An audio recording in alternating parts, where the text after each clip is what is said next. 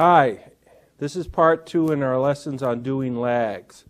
In this exercise, I'm going to demonstrate how to do the forward and backward pass with start to finish and finish to finish lags. And here we have a start to finish lag. D can't finish until 7 days after the start of C. And here we have a finish to finish lag. F can't finish until 3 days after the completion of D. So again, we start with 0 for the first activity. The earliest it could be completed, if it's supposed to take 2 days, is the second day. We can start both B and C. 2 plus 2 is 4. 2 plus 4 is 6. Then E can start. 6 plus 3 is 9. And we'll stop there. Now we can start D as soon as B is done, which is 4. But for the finish of D, we have to look at not only the fact that D can start as early as the 4th day and only takes 3 days, which is 7, but we have to honor this lag that 7 days after the start of C, D can finish. So we add 2 plus 7 is 9.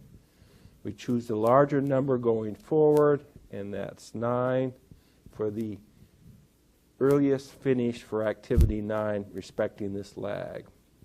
Then we go to F. F can start as soon as E is done, which is the 9th day. And here, that's a little bit of a typo. We're going to leave that blank for now because we haven't calculated that. But now we want to find the early finish for activity F. 9 plus 1 is 10.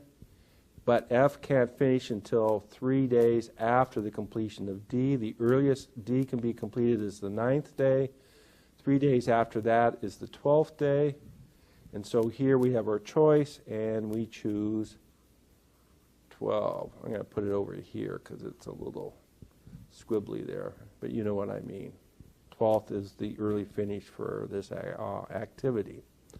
So it also would be the latest finish for that activity, since we don't want to delay the project any longer than necessary. 1 minus 12 is 11. And 11 down here is 8. And then here we've got to take that 12, but now we subtract 3 from the 12, which makes it a 9 again. 3 minus 9 is 6.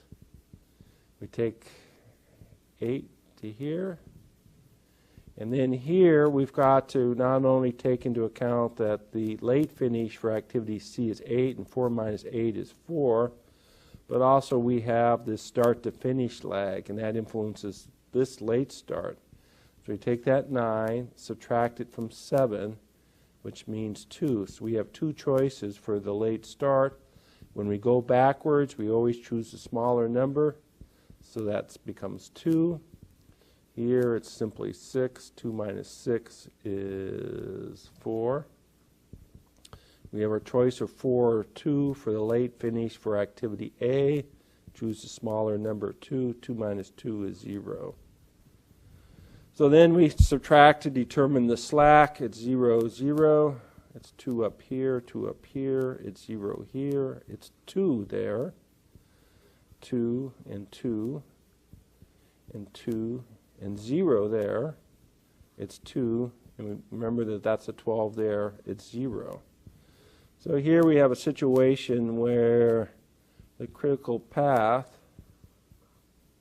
looks like that.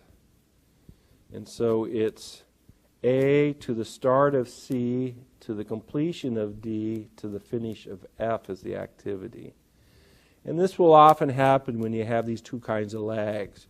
You'll have one, in both cases, in these cases, it's the finish times that are on the critical path, or in this case, it's the start, but not both. And so this is a little more complicated form of slack, and you need to be able to appreciate that.